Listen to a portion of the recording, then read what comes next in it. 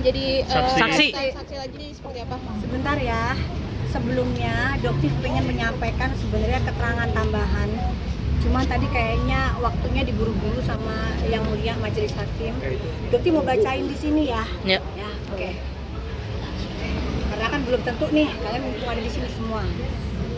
Pertama, kepada masyarakat Indonesia yang sangat Doktif cintai, Doktif mohon dalam menggunakan segala jenis kosmetik agar benar-benar selektif dengan cara mempelajari fungsi dan kegunaannya, isi dan kandungannya, sehingga tidak perlu lagi ada hal-hal seperti ini ya, di mana Doktif harus mengorbankan tenaga, waktu, pikiran, biaya serta keselamatan diri pun Doktif pertaruhkan.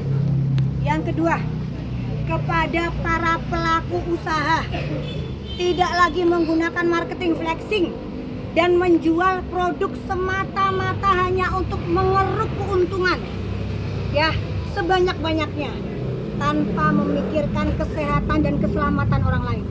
Apalagi kalian menggunakan profesi dokter ya, hal tersebut dapat menghancurkan kepercayaan masyarakat dan menghancurkan industri kosmetik Indonesia. Yang ketiga, kepada lembaga negara terutama Badan POM yang diberikan tugas untuk mengawasi dunia usaha kosmetik dan menjalankan tugas penegakan hukum, agar ada atensi khusus dari Bapak Prabowo Subianto, mengingat Badan POM berada di bawah langsung pengawasan Presiden ya, untuk menambah sumber dayanya dong Pak Prabowo, tambahkan anggarannya Pak. Agar apa? Agar Badan POM benar-benar mampu melakukan upaya pengawasan dan penindakan dengan tegas. Sehingga kedepannya guys, tidak perlu ada lagi doktif di masa depan. Ya, dengan jujur nih guys, ya, Doktif sebenarnya tidak sanggup terus seperti ini. Tapi kenapa semangat netizen masyarakat Indonesia yang selalu mensupport Doktif? Ya, termasuk seperti Kak Vera, Dokter Ika, Dokter Mita yang luar biasa dengan serangan bertubi-tubi dari netizen, dari buzzer. Tapi kita tetap konsisten untuk apa? Untuk mengedukasi kalian. Ini perjuangannya nggak mudah, serangannya nggak mudah, terornya itu luar biasa guys. Yang nggak pernah kita ceritakan ke kalian. Kita nggak sedikit-sedikit ngadu, nggak, kita telan sendiri aja. Nggak apa-apa, ini amal jariah kita. Nanti akan jadi hisab di akhirat kelak.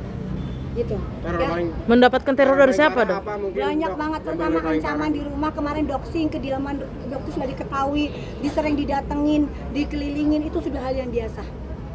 Ya. Tapi mengetahui nggak sih dok siapa yang memberikan teror itu? Doktif tidak pernah mau mencari-cari hal itu. Ya, tidak pernah mau. Ya, termasuk Kak Vera juga pernah ya seringnya diserang oleh buzzer luar biasa. Dan untuk Dokter Janet Stanzah, ya, Doktif itu cukup bermasalah dengan kamu gara-gara dulu ya. Tapi di antara kita tidak ada. Doktif itu heran ya, kenapa Dokter Janet ini bisa-bisanya mengepus seolah-olah Doktif ini melukai mata Doktif sendiri agar merah, agar tidak bisa menggunakan kacamata di persidangan. Apakah seorang dokter seperti itu, Dokter Janet Stanzah? Ya, sudah hentikan perbuatan kalian ini. Ya, hentikan. Anda dokter. Ya, sudah, jika Anda memiliki masalah pribadi dengan Doktif, pribadi aja, jangan membela para mafia skincare ini. Gitu loh, ya. Mungkin ada tambahan dari kamera. Saya pesan buat masyarakat Indonesia ya, apapun yang terjadi, drama apapun yang terjadi, fokus ke esensi masalahnya aja. Yaitu yang pertama adalah cara menggunakan atau memilih kosmetik yang aman, dan juga at least belajar lah yang aman itu seperti apa, yang berbahaya itu seperti apa. Kemudian khusus untuk brand owner, kunci utama yang paling tahu produk itu aman itu dari sisi business owner-nya, karena proses untuk notifikasi itu yang tahu adalah brand owner. Apapun isinya mereka yang tahu. Jadi yang menjamin keamanan yang pertama adalah brand owner gitu. Jadi ada dua nih, fokus aja di esensi masalahnya, kemudian konsumen wajib tahu yang aman, brand owner harus amanah, gitu aja. Ada satu lagi ya, untuk pemanggilan Dr. Reza Gladys. Beliau sudah dipanggil di Polres Jakarta Timur. Tolong Bang Caca. Ya, saya sebagai kuasa hukum Doktif terhadap laporan yang terhadap laporan dengan perbuatan persekusi yang terjadi waktu di Jakarta Timur.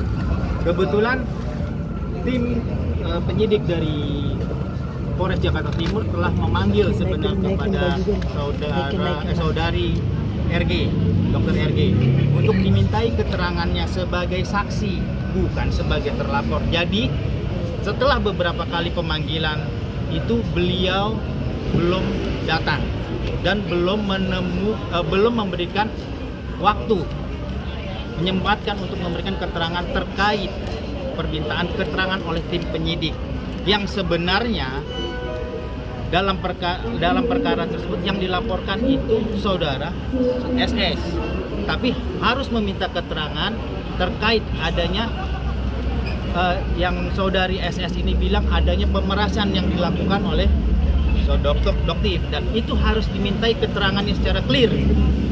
Kalau memang tidak terbukti, tidak terjadi adanya suatu tindakan pidana, unsur pidana tidak terpenuhi, SS, ya saya berharap ini tetap jalan hingga naik ke penyidikan sehingga terdapat adanya status tersangka dalam perkara yang terjadi di persekusi di Jakarta Timur.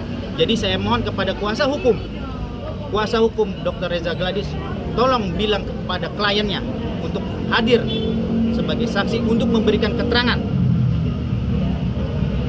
Saya mohon sekali lagi, tolong hadir ke Polres Jakarta Timur.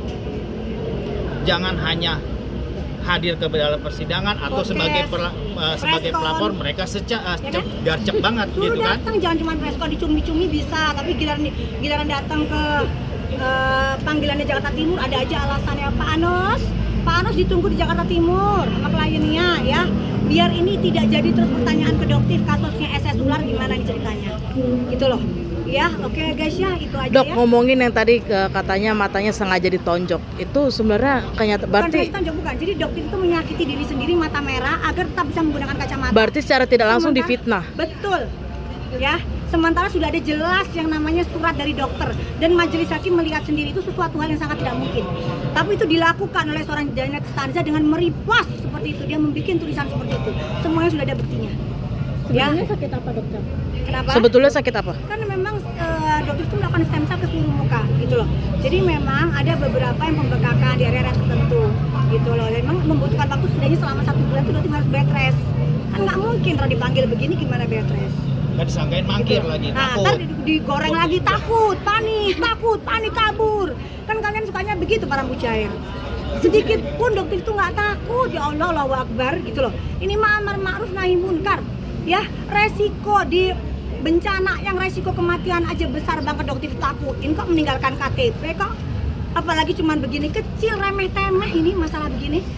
Gitu loh. Dok, tadi sudah memberikan kesaksian dari NM, tanggapannya apa pas selesai tadi? Kan ada tanggapan dari NM tuh mengenai kesaksian dokter, gimana mungkin dok? Alhamdulillah, jadi tadi begini ya, memang kalau Dokter Frasa endorsement, jadi kenapa kalau temen, Teh Vera belum pernah Dokter endorse ya? Loh, sebagai apa ya? Teman-teman, jadi nggak ada rate ya? Nggak ada. Jadi kalau teman itu biasanya kita nggak ada rate atau misalnya rate itu lucu-lucuan aja, hanya lisan, karena teman kita kenal. Tapi kalau misalnya berada di bawah naungan agensi ya pasti ada kontrak gitu. Nah yang dokter lihat, oh mungkin ya ini hanya sebagai endorsement saja. Dan dokter kan tadi kan ditanyakan apakah mengenal Nikita atau sindikat, kan nggak ada sama sekali. Cuman ketemu 3 kali. Ya, pertama di Polda Jatim pada saat dokter dimintain keterangan sebagai saksi dari Sahrul, kasusnya Sahrul. Ya. Yang kedua itu di acara ulang tahunnya Doktif. Ya. Yang ketiga pada saat pemeriksaan di Polda Metro Jaya, hanya 3 kali. Dari mana bisa dikatakan sebagai sindikat? Jelaskan dong. Nggak ada. Dan dikatakan Teh Vera menerima aliran dana dari Doktif. Bener nggak Teh? Nggak ada sama sekali, yang ada tuh aliran dana saya ke klinik beliau karena saya pernah nggak perlu dibilangin. Ya, oke ya. Oke. Siap. Bayar sendiri dia.